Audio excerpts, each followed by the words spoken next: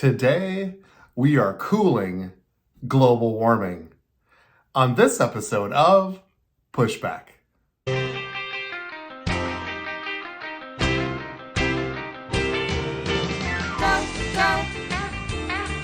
Jonny, go, go. Go, Jonny, go, go. Go, Jonny, go, go. If you're concerned about the direction our culture is heading, then maybe it's time to push back.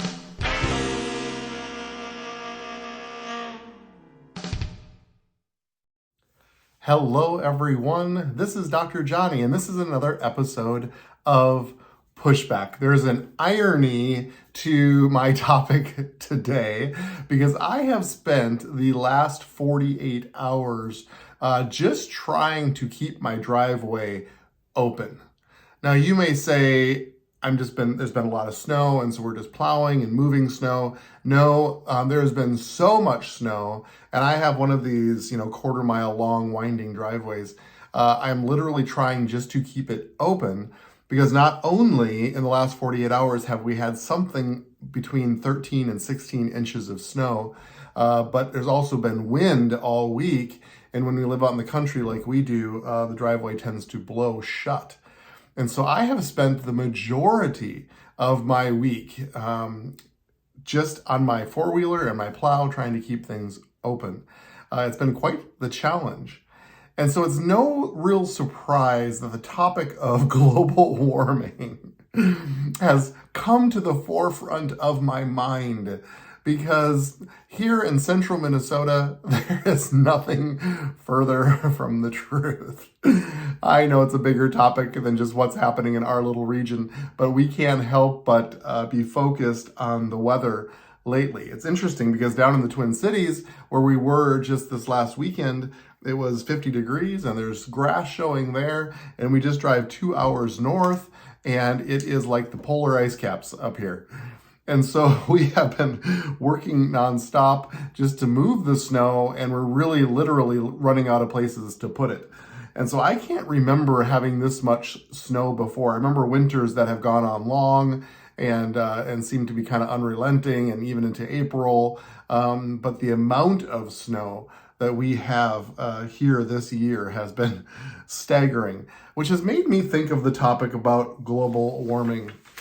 We've covered a lot of different things and important topics, but in the first two seasons of Pushback, I haven't really gotten to some of these buzzword topics such as global warming.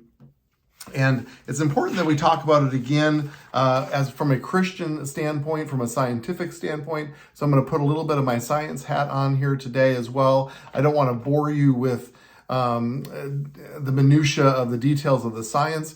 But again, my heart in this podcast is to talk about culture and the cultural ways that we can think scientifically. And it's very interesting because some of the global warmists and the climate change proponents will often describe us, maybe Christians or those who are skeptical about some of the science that's there, as anti-science. And that's always kind of offensive to me because it's always interesting, and talked about this at a previous podcast, that when it comes to name calling, when it comes to getting vicious and angry about something, it usually means that your position isn't very strong. Because you can certainly let the evidence, quote unquote, speak for itself. The problem is that the evidence doesn't speak for itself. And so because of that, they try to back you down and try to tell you that you're anti-science. Well, as a physician, as those in our household who are scientists, I reject that notion. And in fact, what we're looking for is actual real science backed up by evidence and real evidence. And that seems to be basic. And so I won't apologize for that. And so I think it's important that we break down. It might surprise you a little bit about what I say today, because I believe that climate change is real, and we'll tell you why. But we have to put it in a perspective in regards to who we are and the history and the origin of why we're here on this planet. So it's always good to frame it. And I'm hoping, again, to give you some talking points. So if this comes up at the dinner table or at work or different things that way, when you are trying to get into work during a snowstorm and you're shaking your fist and say, I don't believe in global warming, which is most of the people in Minnesota right now, then it's important that we are able to talk about it.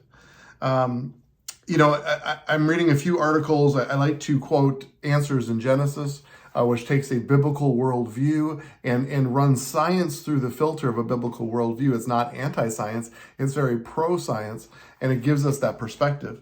But I was reading some secular articles as well, because I always want to get sort of quote unquote the other side and see what the other scientists are saying.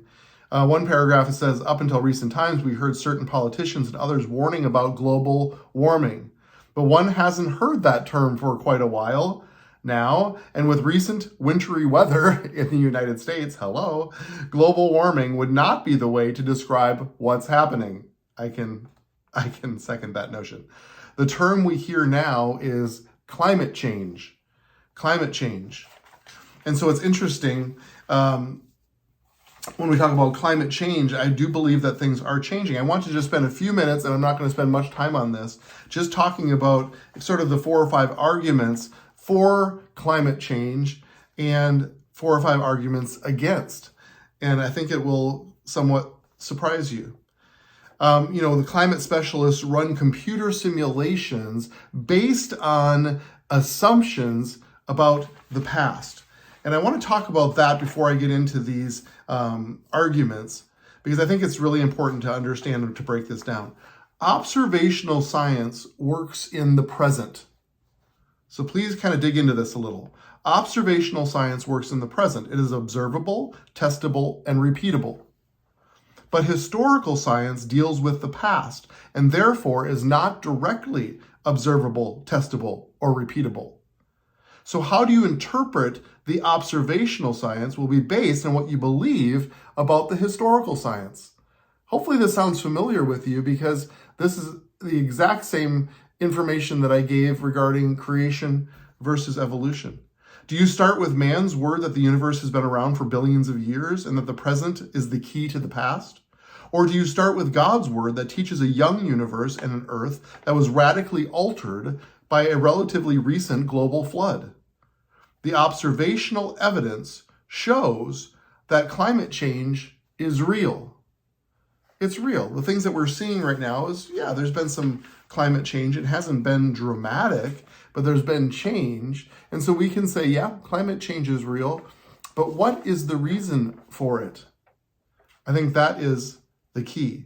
So climate specialists run through these programs based on assumptions about the Earth. And the assumptions that they're making is that the Earth has been relatively stable for 10,000 plus years.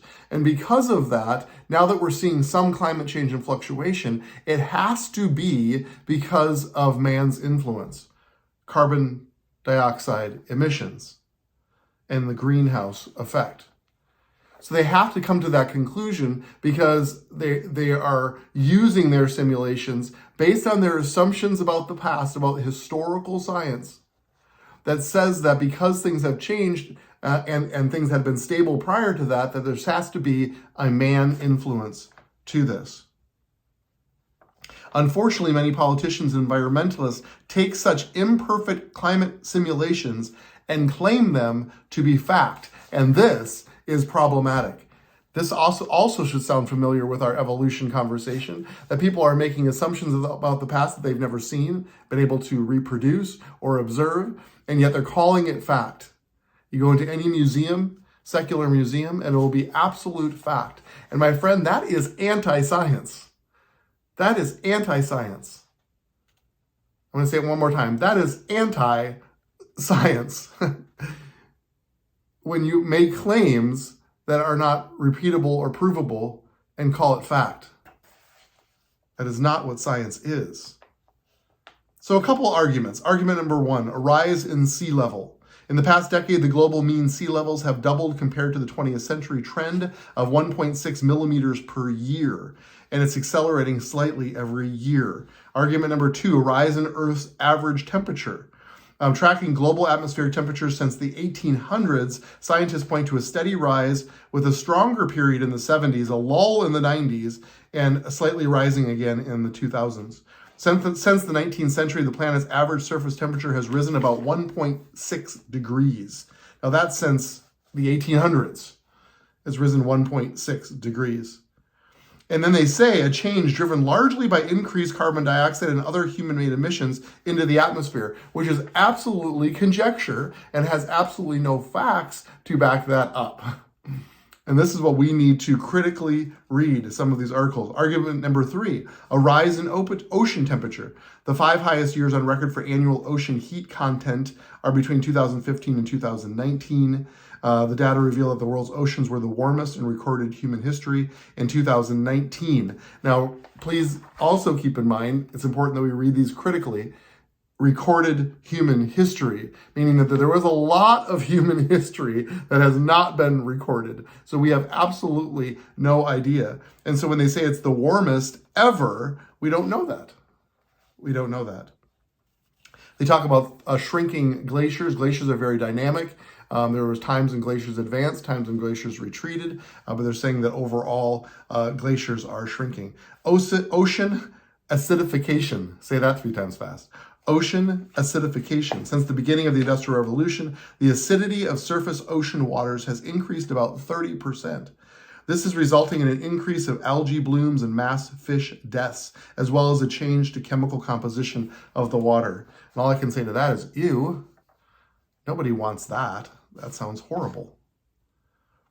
So when we talk about arguments against global warming and climate change due to man's influence, we actually look at the same evidence, but we're actually drawing different conclusions. And again, a lot based on what we believe about the origins of humankind, but more than that, based on good, sound science. Argument number 1, no significant or prolonged temperature changes since 1997. The natural variability in volcanic eruptions, relatively low solar activity, the rate of average global surface warming from 1998 to 2012 were slower than it had been for the 2 to 3 decades leading up to it. That raised the slowdown into a slogan, global warming stopped in 1998. So we're not actually seeing this global warming, and that's why they have changed it from global warming to climate change, because, oops, I guess we're not seeing what we anticipated that we were going to see. So they actually changed it and renamed it to something a little bit more vague, like climate change, which we're not arguing with. Argument number 2, not enough historical data available. And I think that this is the key. So please listen. Advocates also points towards the fact that a recent gathering, of 31,000 scientists in the field of environmental science couldn't reach a consensus on whether or not global warming is real. My friends, don't listen to the politicians and don't be insulted by those who are calling us anti-science. These are 31,000 scientists, all of which could not reach a consensus. The data is unclear. They believe they don't have long-term historical climate data, or the data they have isn't clear. My friends, end of discussion. This is not clear. This is not something that we can hang our hat on in regards to the data that we would need to make these large conclusions. This one kind of makes me chuckle a little bit. Arctic ice has increased by 50% since 2012. Does that surprise you? Do you remember those pictures on Life magazine of the polar bear, stuck on the melting Arctic ice caps? And we all were like, oh boy, here we go. All the ice caps are melting. Well, they've actually increased in volume by 50% since 2012 alone, which based on the weather here in Minnesota lately, I am not surprised. Core measures of the Arctic ice show that it has increased in volume since 2012, which argues against global warming causing ice caps to melt. Argument number 4, climate models used are proven to be unreliable. So even some of these computer-generated products, some of these measurements that they've been using, basically have been very unreliable, making long-term predictions completely meaningless. Some scientists even argue that any increase in global temperatures could just be natural climate shift. And my friends, that's my heart in regarding this conversation. I don't think we need to close our eyes to what other people are saying, or even people who are being alarmists. We can listen to them with honor about what they have to say. We do have to understand that everything that we've been seeing so far can simply be described by natural climate shift. And other arguments like early predictions about the effects of warming have been proven wrong. And I have a whole list of these that I'm not going to go into any great detail, except for this one. Al Gore predicted that all Arctic ice would be gone by 2013. But on contrary, Arctic ice is up by 50% since 2012. So he was wrong, and he should come out and say that he was wrong. It's okay to make predictions, and it's okay to be wrong. But it's also okay to be forthright about being wrong. So to be considered proof of a hypothesis, the studies have to be able to be replicated by others and produce the same results. With global warming, studies, analysis of decades of weather data is often used. The first problem is that the weather data from 100 years ago wasn't kept to modern standards of evidence. So my friends, this makes a big difference. So most of what is being argued, most of what we're being seen is saying, oh no, it's all carbon emissions that has been causing all of this climate change. That's what we hear every day on the news and from politicians and from sometimes radical environmentalists. But the point is that it has not been established as truth. And so to you, my listeners, I just want to make that clear, that has not been established. There is no consensus in this regard. And so it's important that we are able to filter some of these conversations and be able to talk about them. So I want to just read an article from Answers in Genesis, which I think is so important for us as Christians, because a lot of this can simply be explained by understanding and adhering to the Bible. There's evidence that climate change is indeed a real phenomenon. There was a period of global warming during the medieval days which dropped into a cooling trend known as the Little Ice Age. For the past 400 years, temperatures have been slowly climbing up from that chilly dip. But while the evidence shows that there has been and still is a change in the climate, the evidence does not speak for itself about what this change means. The data must be interpreted. How should Bible-believing Christians interpret this evidence? Secularists believe that the Earth has existed for billions of years and that the Earth's temperature has been stable for over 10,000 years since the end of the last supposed glacial period. Since the observational science shows that the Earth's climate is now changing, these secularists assume that human activity must be the cause of this change. If this is true, then a changing climate is understandably a concern for them. But this model is built on unprovable assumptions about Earth's history. Originally, there was a perfect creation, Genesis chapter 1, which would have included a perfect climate. However, this climate was radically changed when the surface of the earth was destroyed, reshaped, and rearranged by the global flood of Noah's day around 4,300 years ago.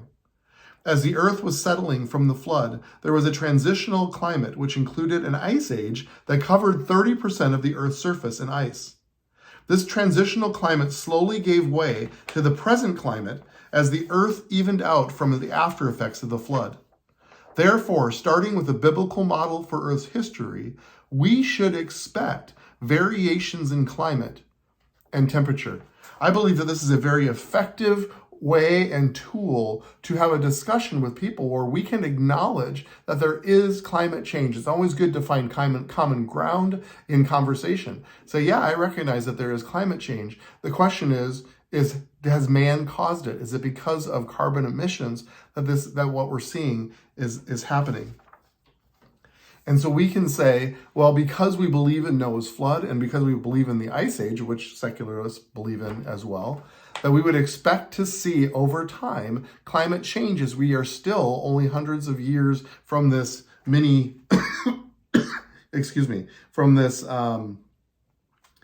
smaller ice age that occurred about 400 years ago. We're still pulling out from that. So we would expect to see climate change from that. And so we can look at Scripture and connect with it completely.